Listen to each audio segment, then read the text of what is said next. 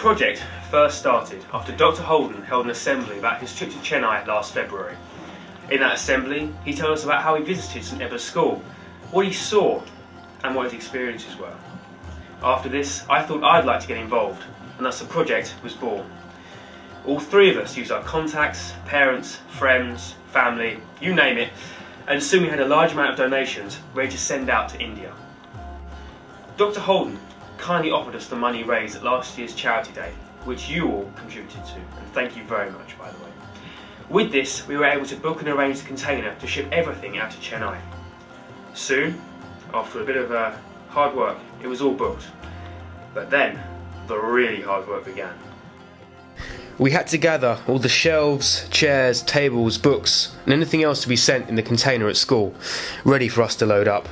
The container arrived, and we only had a brief 3 hours to load everything into the container. This was a fun task, to say the least.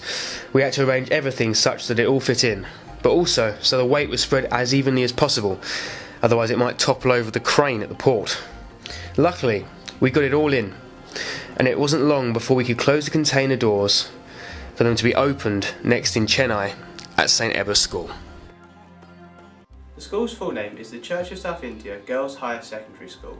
The school caters mainly for the girls from poor families who would not normally have access to a proper education. The school houses around 1,200 students, ranging from the equivalent of Year 1 to Year 13, so similar kind of size to this school.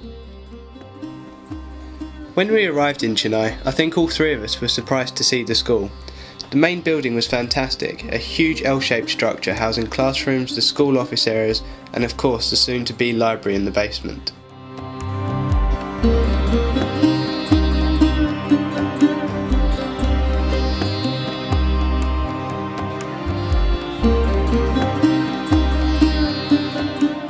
This main building was constructed, but inside the library was just an empty basement. Children, if they were to use the space, would have to sit on the floor and read the very few books they had. It was our aim, when the container had arrived, to transform this empty space into an area the school could really call their library.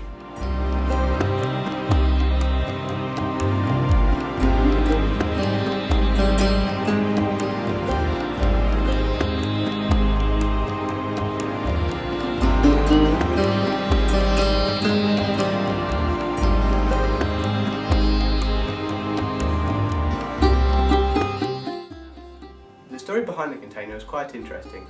We had hoped that the container would just be released from customs easily with no problems. However, it is anything but simple. To overcome all the problems, we arranged for the container to be delivered to a different Church of South India school. It was then unloaded, and then we had to load all of the goods from the container onto cars and pickup trucks to be delivered to St Ebba's school.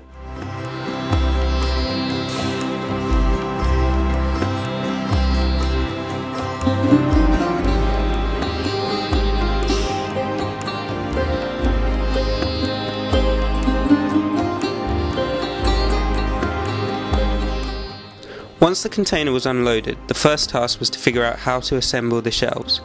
We had seen the shelves already assembled before we left, but if I'm honest, no one really knew how they should be put up.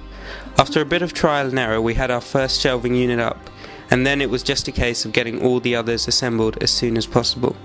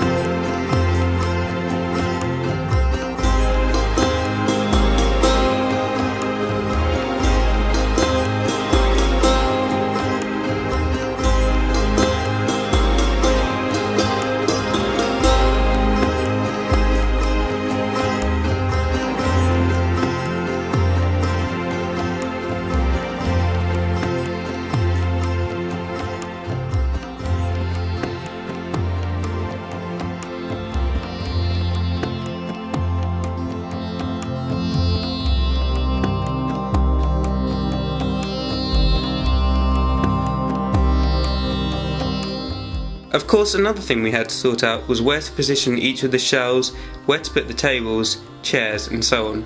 This was purely an aesthetic task, but important nonetheless. The school arranged for some carpenters to come and help us with assembling the shelves. After the shelves were put up, some of the girls at the school came to catalogue the books. When we came back that afternoon, the library was buzzing with life as girls were putting the books on the shelves. It was great to see the library really coming to life.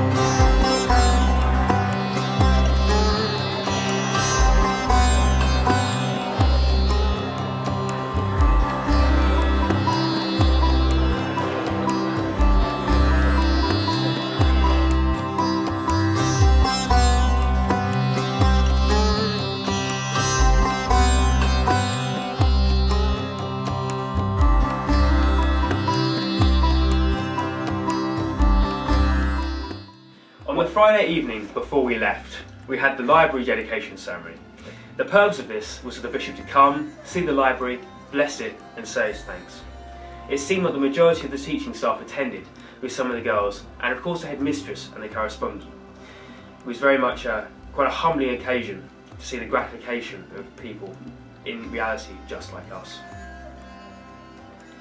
It was a very nice ceremony in which I had to give a speech. We'll play the last part of that here, as it is by far the most important part and also has the most catchy bit at the end. I could talk a long time about our experiences in Chennai, but instead I'd like to thank our sponsors back home and here, the people who have been so kind to us here as well, ensuring that we are very, very well looked after. And passive promotion is that without him, this would not happen. And of course Mr. Jacob, because this may be here, but we would be able to be here to see everything that's happening.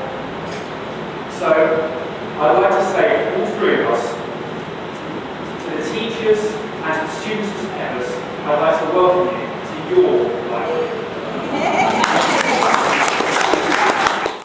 At the end of the ceremony, everyone rose to sing the school song, the last part of which Josh has salvaged, and we'll play that now. St Ebba, you are Ebba, ever, pray for blessing, happy gods, jolly friends, never, never cease your singing, oh, live and breathe and rise, shine to the बहारों में ले चलो आओ हुजूर तुमको सितारों में ले चलो दिल झूम जाए ऐसे बहारों